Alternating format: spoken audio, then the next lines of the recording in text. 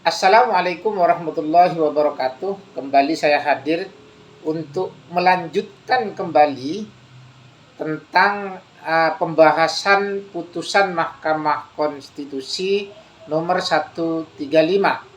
Di sebelumnya ada dua isu yang saya angkat, yaitu isu konstitusionalitas putusan MK itu sendiri, karena banyak yang mempersoalkan, banyak yang mengatakan bahwa MK telah melanggar konstitusi dengan putusannya. Yang kedua adalah pengisian anggota DPRD yang dianggap tidak memiliki dasar hukum atau serba salah, bertentangan dengan undang-undang dasar itu sendiri yang oleh Taufik Basari diistilahkan dengan constitutional deadlock. Saya kembali ingin mempertajam argumentasi saya tentang konstitusionalitas dari putusan Mahkamah Konstitusi 135. Nah, sebetulnya kalau kemudian kita telusuri ya, penggeseran atau penggabungan rezim pilkada ke pemilu ya, itu dilakukan oleh pembentuk undang-undang pertamanya itu, bukan oleh Mahkamah Konstitusi, yaitu melalui perubahan Undang-Undang 32 tahun 2004 ke Undang-Undang 12 tahun 2008 tentang pemerintahan daerah.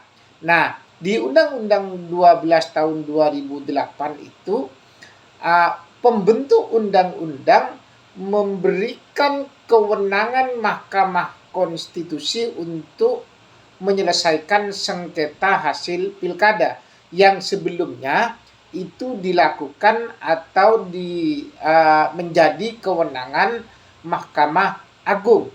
Tetapi melalui Undang-Undang nomor 12 tahun 2008, kewenangan Mahkamah Agung ini diberikan kepada Mahkamah Konstitusi oleh pembentuk undang-undang.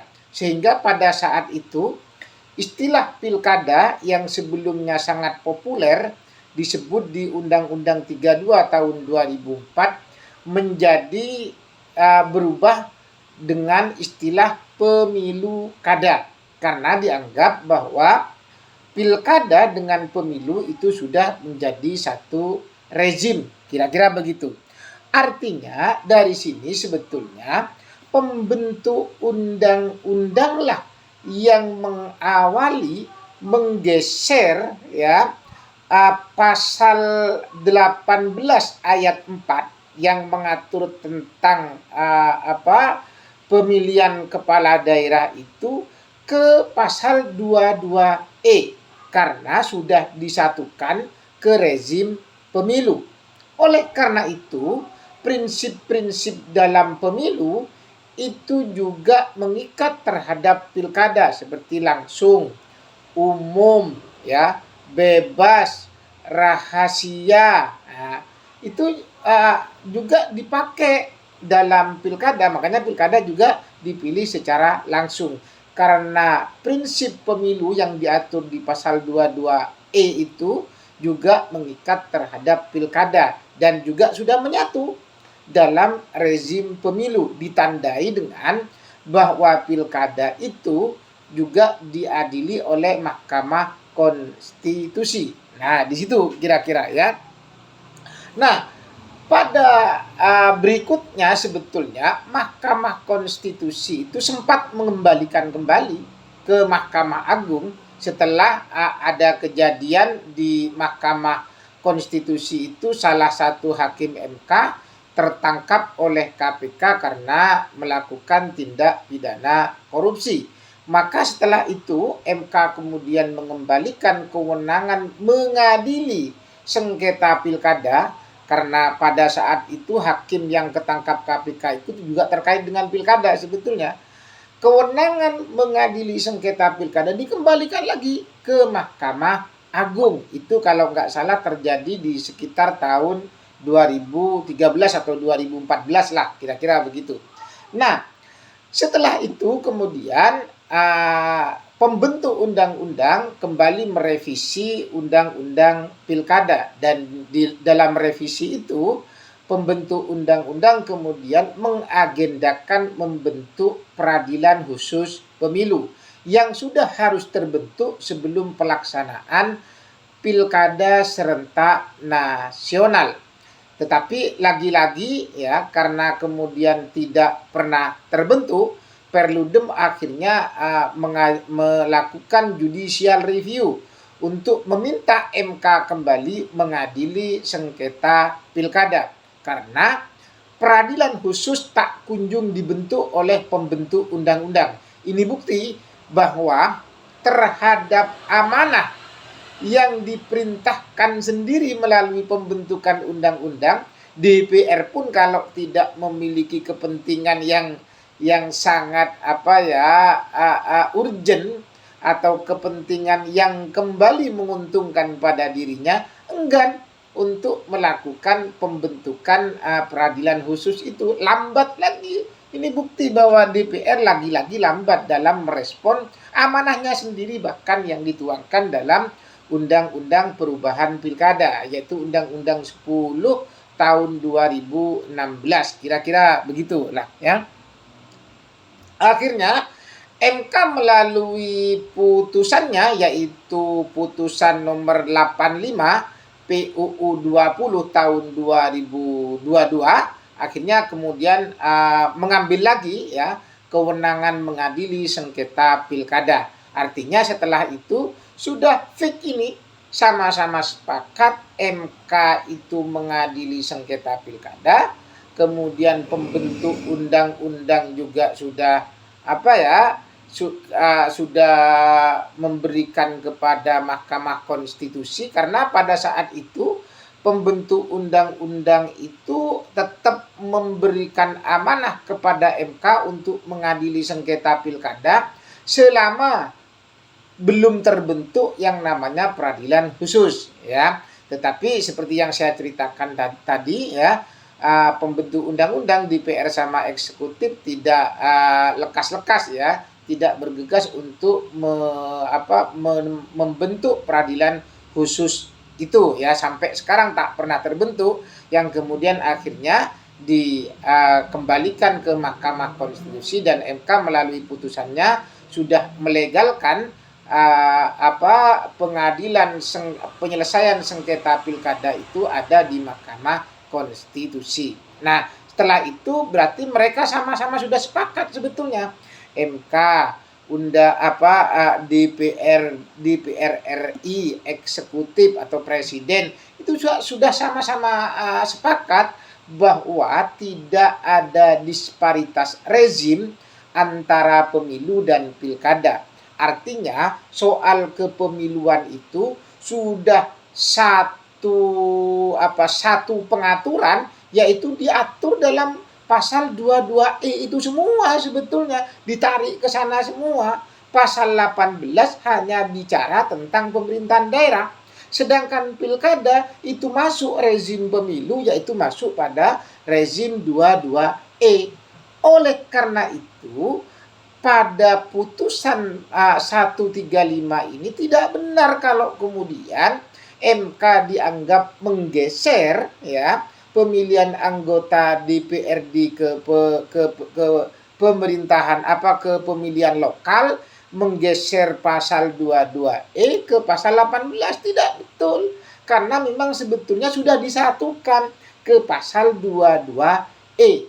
Kira-kira begitu ya. Sehingga sebetulnya desain keserentakan yang dilakukan oleh Mahkamah Konstitusi melalui putusan 135 ini sebetulnya pengaturan teknis ya yang diambil dari pasal 22E gitu loh. Jadi pilkada pemilu yang diatur di pasal 22E itu teknis keserentakannya kemudian dipisah. DPRD kemudian diikutkan pada pemilihan lokal, sedangkan DPR, DPD, presiden, wakil presiden itu tetap pada pemilihan nasional atau pemilihan pusat.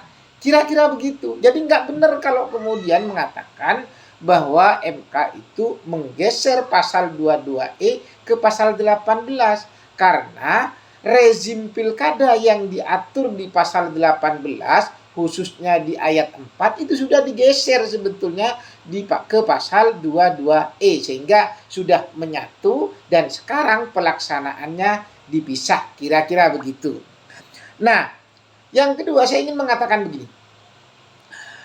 Penafsir konstitusi itu kalau di Indonesia menurut saya ada dua. Pertama adalah Mahkamah Konstitusi sebagai the interpreter of constitution. Yang kedua DPR RI itu sendiri sebetulnya juga penafsir konstitusi.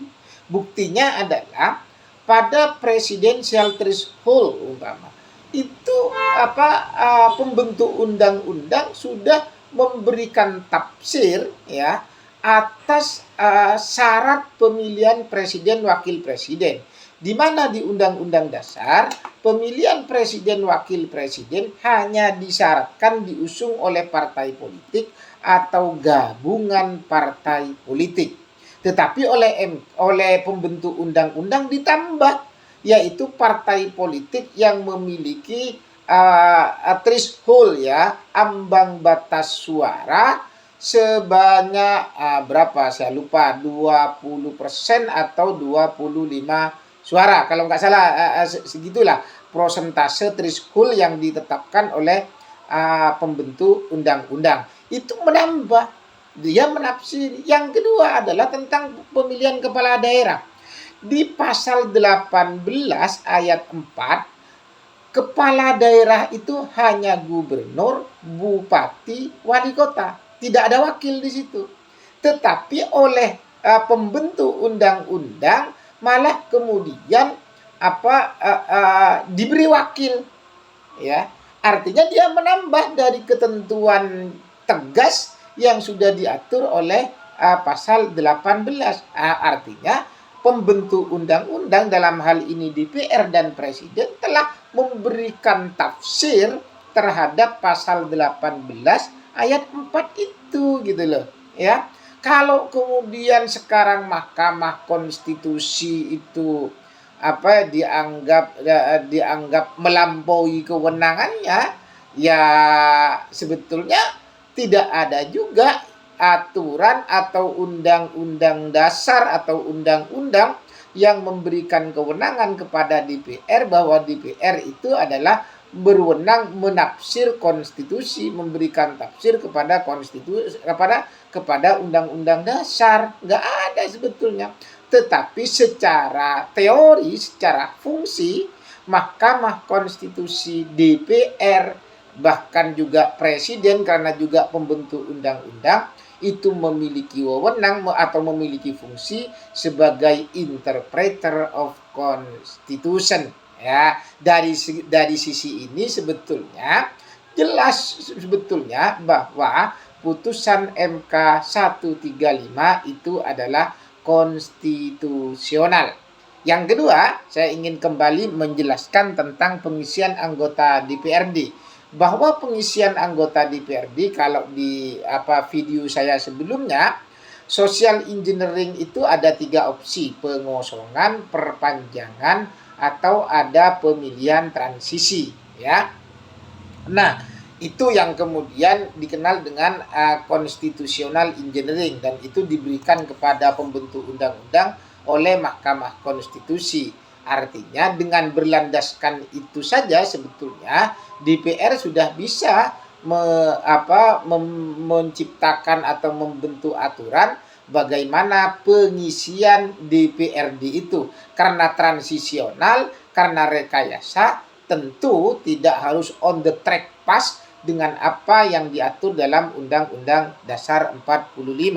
Secara presiden sebetulnya ini pun juga dijelaskan di putusan MK 135 itu, bahwa perpanjangan kemudian perpendekan jabatan yang disandang oleh anggota DPRD itu sudah pernah terjadi, sudah ada presidennya.